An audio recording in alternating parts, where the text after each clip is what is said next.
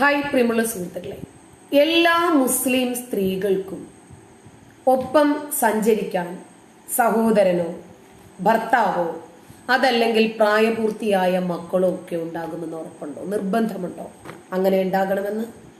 ഒരു നിർബന്ധവുമില്ല. കാരണം അങ്ങനെ ഇല്ലാത്ത എത്രയോ ആളുകളുണ്ട്. അവർക്കും ഒറ്റയ്ക്ക് യാത്ര ചെയ്യണ്ടേ? ഡിങ്കാഹ് വെക്കുക,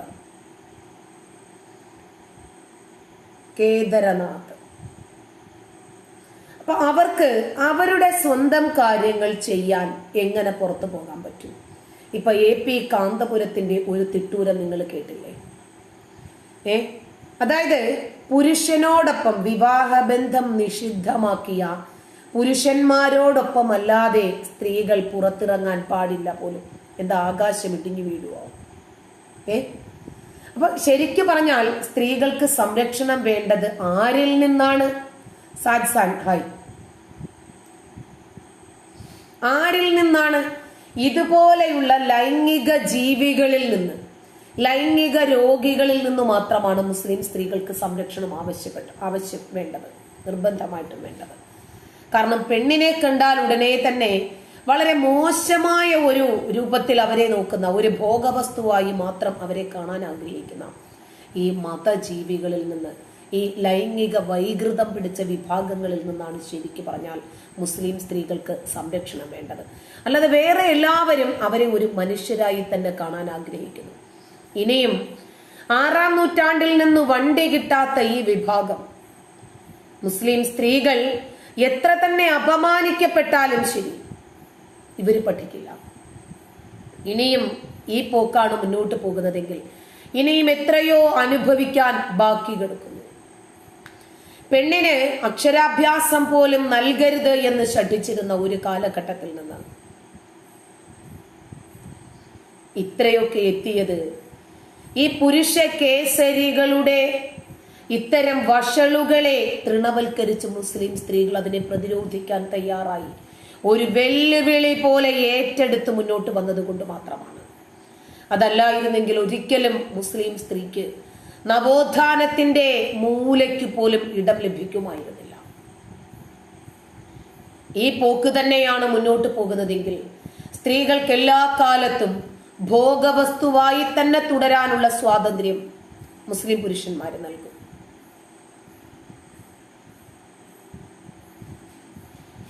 നിങ്ങളെപ്പോലെയുള്ള മതജീവികളിൽ നിന്നാണ് സംരക്ഷണം വേണ്ടത്, ഉമ്മറെ.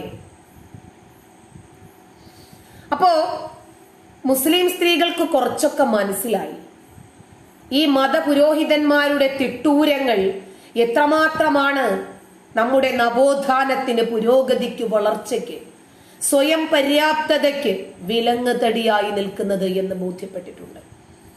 പെണ്ണക്ഷരം പഠിച്ചാൽ, അവൾ വിദ്യാസമ്പന്നയായാൽ, അവൾക്ക് പൊതുബോധം കിട്ടിയാൽ, അവൾക്ക് ജോലി കിട്ടിയാൽ, അവൾ സാമ്പത്തിക സ്വാതന്ത്ര്യം നേടിയാൽ, അവളുടെ വ്യക്തിപരമായ ആവശ്യങ്ങൾക്ക് വേണ്ടി അവൾ പൊരുതും.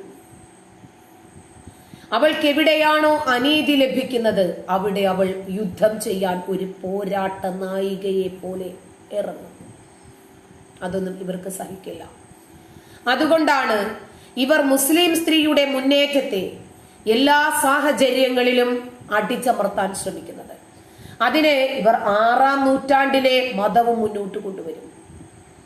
ആ മതം പറഞ്ഞും പരലോകം പറഞ്ഞും സ്വർഗം പറഞ്ഞും നരകം പറഞ്ഞും ശിക്ഷാരക്ഷയെ കുറിച്ച് പറഞ്ഞുമൊക്കെ ഇതുവരെ മുസ്ലിം സ്ത്രീകളുടെ പുരോഗതിയെ കുറിച്ച് തടഞ്ഞിരുന്ന ആളുകൾക്ക് ഇനി അതിന് കഴിയില്ല. അതാണ് മുസ്ലിം സ്ത്രീകൾ എന്ന് തെളിയിച്ചു കൊണ്ടിരിക്കുന്നത്. അക്ഷരാഭ്യാസം നൽകരുത് മുസ്ലിം സ്ത്രീകൾക്ക്, അത് ഹറാമാണ് എന്ന് പഠിപ്പിച്ചവർ മുസ്ലിം സ്ത്രീകൾ അക്ഷരാഭ്യാസം പഠിച്ചാൽ അള്ളാഹുവിന്റെ സിംഹാസനം തകർന്നു വീഴുമോ എന്ന് ചോദിച്ച് പൈലറ്റായ സാഹചര്യമാണ് ഈ കേരളക്കരയിലുള്ളത്. കേരളത്തിന്റെ നവോത്ഥാനത്തിന്റെ തങ്കലിപികളിൽ ആലേഖനം ചെയ്യപ്പെടാൻ ഒരു 19-കാരി മലപ്പുറത്ത് പൈലറ്റ് ആയിട്ടുണ്ട്.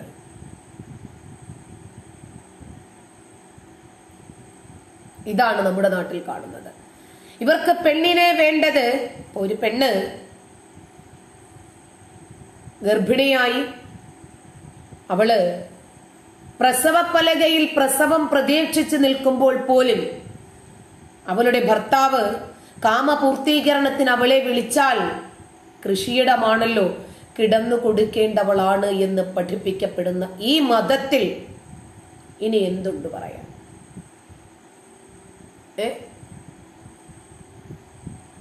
സെയിലു ഫർസു വ്ലോഗ് എന്റെ തട്ടം ഞാനിടും. എന്തേ, എനിക്ക് ഇടാനും സ്വാതന്ത്ര്യമുണ്ട്, ഊരാനും സ്വാതന്ത്ര്യമുണ്ട്.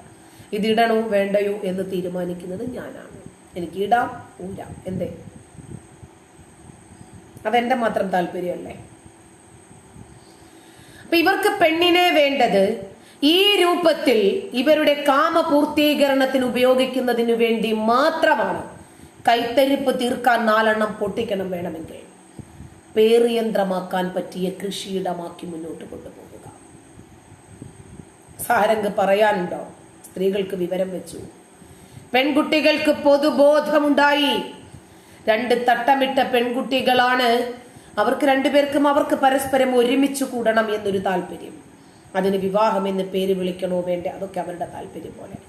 അവരുടെ 2 പേരുടെയും സൗഹൃദത്തെ എതിർത്ത് നിന്ന വീട്ടുകാരെ ബ്രേക്ക് ചെയ്ത് അവരിതാ ഒരുമിച്ച് ജീവിക്കാൻ ആരംഭിച്ചിരിക്കുന്നു. അതിനിപ്പോ നിങ്ങൾ എന്ത് പേരിട്ടാലും അവർക്ക് ഒരു പ്രശ്നവുമില്ല. അപ്പോ ഇനിയും പേറിയന്ത്രമാകാൻ ഞങ്ങളില്ല എന്ന് പ്രഖ്യാപിക്കുകയാണ് അഭ്യസ്തവിദ്യരായിട്ടുള്ള മുസ്ലിം സ്ത്രീകൾ, മുസ്ലിം പെൺകുട്ടികൾ. ഒരു പെൺകുട്ടി രാഹുൽ ഗാന്ധിയുടെ പ്രസംഗം പരിഭാഷപ്പെടുത്താൻ വേണ്ടി സ്റ്റേജിൽ കയറിയതിന്റെ പേരിൽ ആ പെൺകുട്ടിയും വീട്ടുകാരും അനുഭവിക്കേണ്ടി വന്ന യാതനകളും ബുദ്ധിമുട്ടുകളും സമൂഹത്തിൽ ഉണ്ടാക്കിയ അലയൊലികളും ചെറുതല്ല.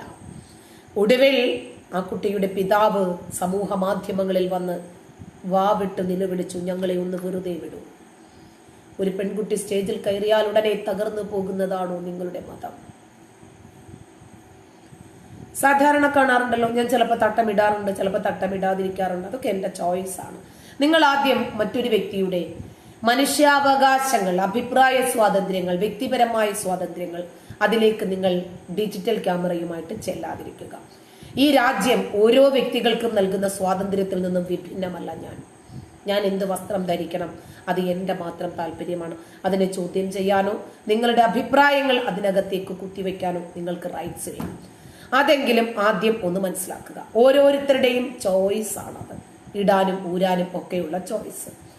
അപ്പൊ അപമാനിക്കപ്പെട്ട സമർത്ഥയായി പഠിച്ചതിന്റെ പേരിൽ സ്റ്റേജിൽ കയറി സമ്മാനം വാങ്ങാൻ പറ്റാതെ പബ്ലിക്കിന്റെ മുമ്പിൽ അപമാനിതയായ ഒരു മാഷിദ PV ഉണ്ട്. നാളത്തെ ജാമിതമാരുടെ നേതാക്കന്മാരാണ് അവരൊക്കെ.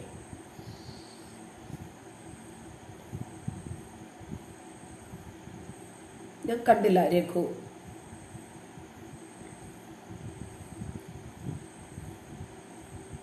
കണ്ടില്ല. അപ്പൊ കേരളത്തിലെ മുസ്ലിം സ്ത്രീകൾ എവിടെ എത്തി നിൽക്കുന്നു എന്നറിയാത്ത ഒറ്റ വിഭാഗമേ ഉള്ളൂ, മുസ്ലിം പുരോഹിതന്മാരും പണ്ഡിതന്മാരും. വഅലൈക്കും അസ്സലാം. ആരോ സലാം പറഞ്ഞു വന്നിട്ടുണ്ടല്ലോ, റോബിൻ വർഗീസ്. വഅലൈക്കും അസ്സലാം. നമ്മള് മലയാളികളായതുകൊണ്ട് വേണോ? ശരി. അപ്പോ കൂടുതൽ സ്ത്രീകൾ ഇസ്ലാമിന്റെ സ്വാതന്ത്ര്യം എന്താണ് എന്ന് പഠിക്കണം. ആ സ്വാതന്ത്ര്യത്തിന്റെ അതിർവരമ്പുകൾ എന്താണ് എന്ന് മനസ്സിലാക്കണം. എന്നിട്ടവർ ആ സ്വാതന്ത്ര്യത്തിന്റെ പുറംതോടുകൾ ഭേദിച്ചുകൊണ്ട് മുന്നോട്ട് വരണം. അതിനാണ് നമ്മൾ ഇത്രയും ആഗ്രഹിക്കുന്നത്. ഇവരുടെ ഈ മതതിട്ടൂരങ്ങൾക്ക് കൂച്ചുവിലങ്ങിടാൻ അവർക്ക് സാധിക്കും. ഒരു കൂട്ടം മനുഷ്യരെ നിയമപരമായി പോലും വിവേചിക്കുന്നു. ലിംഗവിവേചനമുണ്ട് എന്നിരിക്കട്ടെ, ആധുനിക സമൂഹം എന്ന് അവകാശപ്പെടാൻ നമുക്ക് എന്ത് യോഗ്യതയാണുള്ളത്? ഇനിയും സ്ത്രീകളെങ്ങാനും അവരുടെ മനുഷ്യാവകാശത്തിനു വേണ്ടി ശബ്ദിച്ചാൽ, പ്രതിഷേധങ്ങൾക്ക് നേതൃത്വം കൊടുത്താൽ അതിനെ പിന്തുണയ്ക്കാൻ പോലും ആരും തയ്യാറാകുന്നില്ല. കാരണം എന്താ? ഒരു ഭാഗത്ത് നിൽക്കുന്നത് മതമായതുകൊണ്ട്. മുസ്ലിം സ്ത്രീകൾ നയിക്കുന്ന ഒരുപാട് സമരമുറകൾ ഈ രാജ്യം കണ്ടിട്ടുണ്ട്. തുല്യതയ്ക്കു വേണ്ടി, മനുഷ്യനായിട്ടുള്ള അവകാശത്തിനു വേണ്ടി. സ്വന്തം സമുദായം പോലും ഇവരെ അംഗീകരിക്കുന്നില്ല, ശത്രുക്കളായി കാണുന്നു. എന്താ കാരണം? അവരുടെ മതത്തിന് മങ്ങലേൽക്കുന്നു. ഇത് തന്നെ കാരണം. അവർക്കെതിരെ കൊലവിളികൾ ഉയർത്താൻ എന്താണ് കാരണം? അയ്യോ, പെണ്ണ് ശബ്ദം ഉയർത്തിയാൽ തകർന്നു പോകുന്ന ഒരു മതമല്ലേ ഇവർക്കുള്ളത്. അവർക്ക് വേണ്ടി സംസാരിക്കാൻ പുരോഗമന സിംഹങ്ങൾ, പുലിക്കുട്ടികൾ, നവോത്ഥാന നായകന്മാർ മടിക്കുന്നു. കാരണം ഒരു പ്രധാനപ്പെട്ട മതമല്ലേ എതിർഭാഗത്ത് നിൽക്കുന്നത് മങ്ങലേൽക്കുന്നു.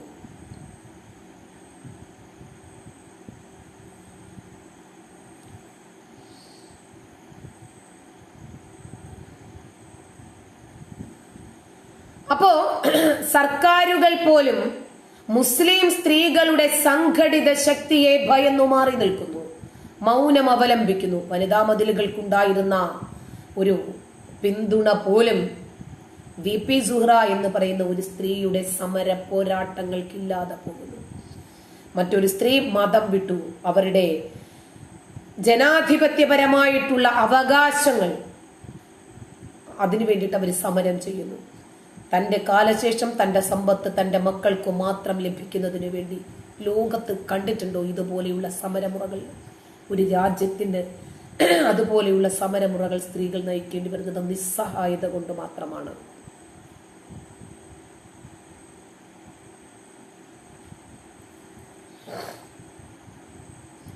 ഒരുപാട് സ്ത്രീകൾ അവരുടെ ജീവൻ പോലും ത്യജിക്കേണ്ടി വരുന്ന സാഹചര്യം നമ്മുടെ നാട്ടിലുണ്ട്.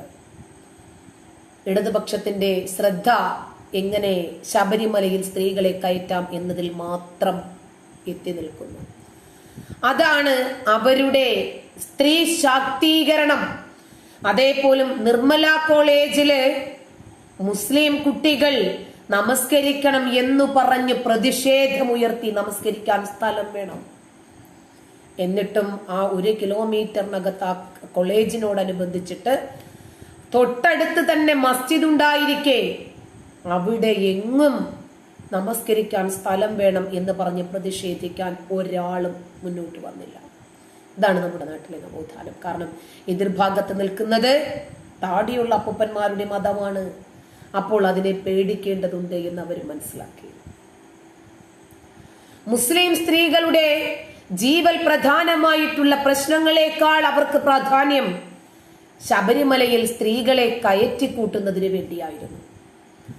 മുസ്ലിങ്ങളുടെ ഭയപ്പെടുത്തൽ, അവരുടെ അക്രമോത്സുകത, എന്ത് കണ്ടാലും പെട്ടെന്ന് തന്നെ പ്രകോപിതരാകുന്ന സമൂഹത്തെ ഭയപ്പെടുന്നു. ചില കുട്ടികൾ വല്ലാതെ വാശി പിടിക്കുമ്പോൾ വീട്ടുകാർ എന്ത് ചോദിച്ചാലും സാധിച്ചു കൊടുക്കുമല്ലോ. ചില കുട്ടികളാണെങ്കിൽ വളരെ സൈലന്റ് ആയിരിക്കും. അപ്പൊ അതിന് കൂടുതൽ അർഹതകളും അതിന് അർഹിക്കപ്പെട്ടത് പോലും കിട്ടാതെ പോകും അവകാശങ്ങളും. സംഘടിത ശേഷി ഒരു കൂട്ടർ ഉപയോഗിച്ച് ജനാധിപത്യ സമൂഹത്തിൽ മനുഷ്യാവകാശ മൂല്യങ്ങളെ പോലും വെല്ലുവിളിക്കുന്നതിന് വേണ്ടിയുള്ള ശക്തിയാണ് സംഘടിതമായി അവർ നേടിക്കൊണ്ടിരിക്കുന്നത്. ആ സാഹചര്യത്തിൽ തുല്യതയ്ക്കു വേണ്ടി, മനുഷ്യാവകാശത്തിനു വേണ്ടി ഒരു പോരാട്ടവുമായി VP സുഹ്റ രംഗത്തിറങ്ങുമ്പോൾ എല്ലാ വിധത്തിലുള്ള ഐക്യദാർഢ്യങ്ങളും VP സുഹ്റയ്ക്ക് നേരിടേണ്ടി വരും. ഒരു സ്ത്രീ എന്നതിലുപരി ഒരു ഇന്ത്യൻ പൗരയായതുകൊണ്ട്.